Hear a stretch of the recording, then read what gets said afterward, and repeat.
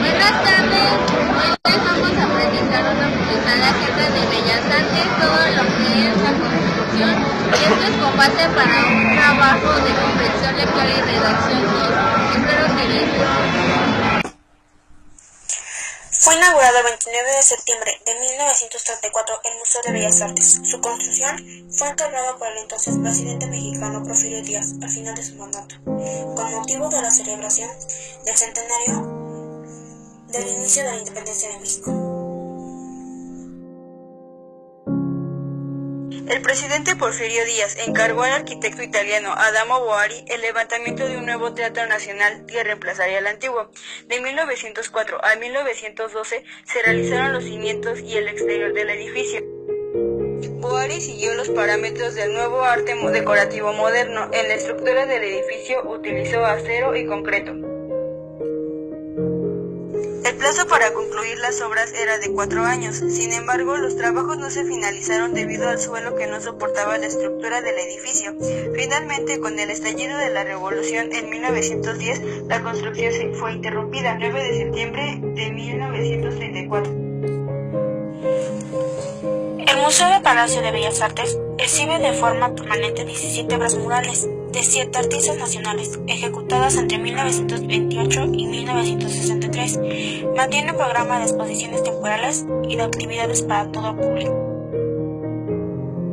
En 1933, Diego Rivera comenzó a pintar un mural para el Centro Rockefeller de Nueva York. Retomó muchos de los motivos que estaban presentes en este mural cuando recibió el encargo de decorar uno de los muros del segundo piso del Palacio de Bellas Artes.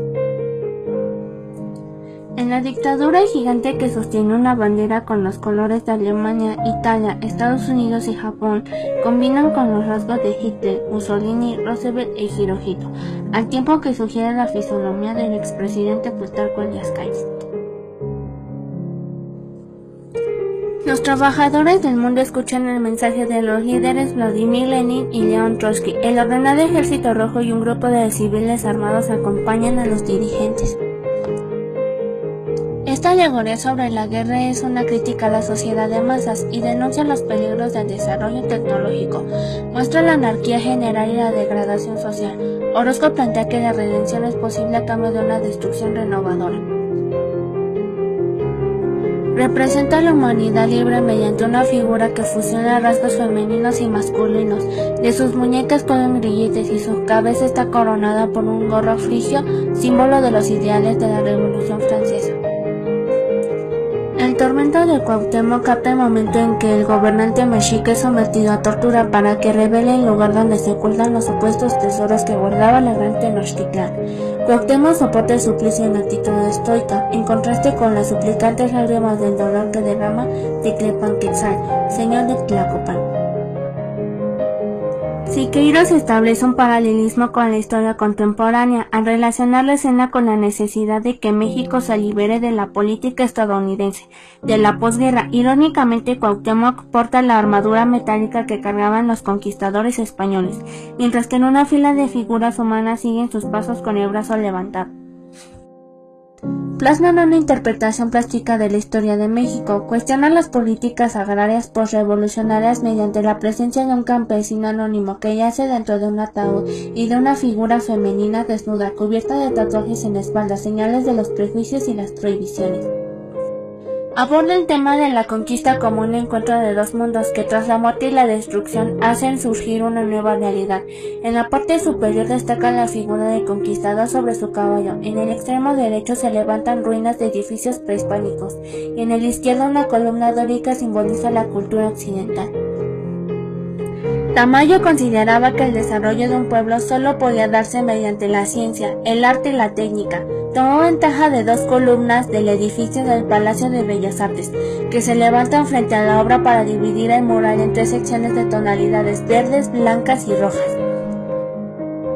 Originalmente formaba parte de la serie de figuras al fresco que pintó en los corredores del ex Colegio Máximo de San Pedro y San Pablo, ejecutadas en 1928. En 1965, el mural se instaló en el Palacio de Bellas Artes como la única pieza del conjunto que pudo sobrevivir a la humedad. El tema nace de una profunda reflexión espiritual inspirada por el cautiverio, con motivos que provienen de la iconografía católica. La composición muestra a una madre que sostiene el cuerpo del hijo muerto. La alegoría se ocupa de la injusticia social, sobre todo la del pueblo mexicano, miserable y propenso al sufrimiento. Este recinto alberga diversos escenarios y salas para la práctica y exposiciones de obra. Destaca su sala principal con aforo. En él se encuentra el Gran Telón, dentro de un teatro de ópera con la imagen de los volcanes mexicanos de Popocatépetl. A partir de 1968 se conoce como Museo del Palacio de Bellas Artes a las salas de exhibición del Palacio. Desde entonces, el Palacio se ha encargado de construir la principal plataforma de acción y un espacio de exhibición para artistas nacionales e internacionales.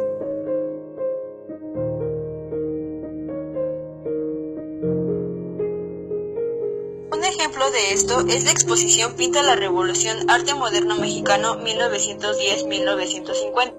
La exposición reúne más de 200 obras creadas durante el periodo de la Revolución por revolucionarios y hasta finales de la Segunda Guerra Mundial.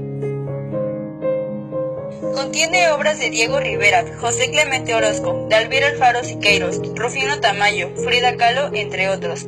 Esta exposición narra la historia de los pintores, grabadores, escultores y fotógrafos cuyo trabajo se forjó gracias a la imaginación que surgió en ellos en el periodo de la Revolución.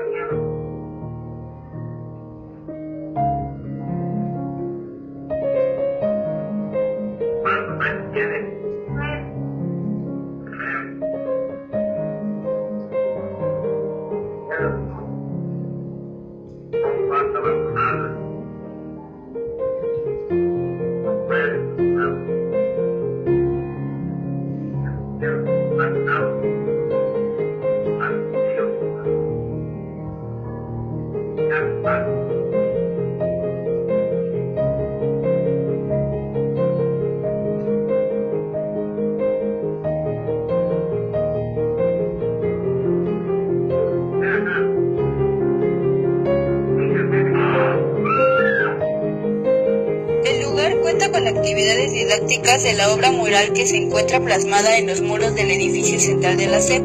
Los murales construyen un reencuentro de la Revolución Mexicana y una crítica mordaz de los opositores del muralista Diego Rivera. En los murales se puede observar en la parte superior un listón rojo con estrofas de corrido.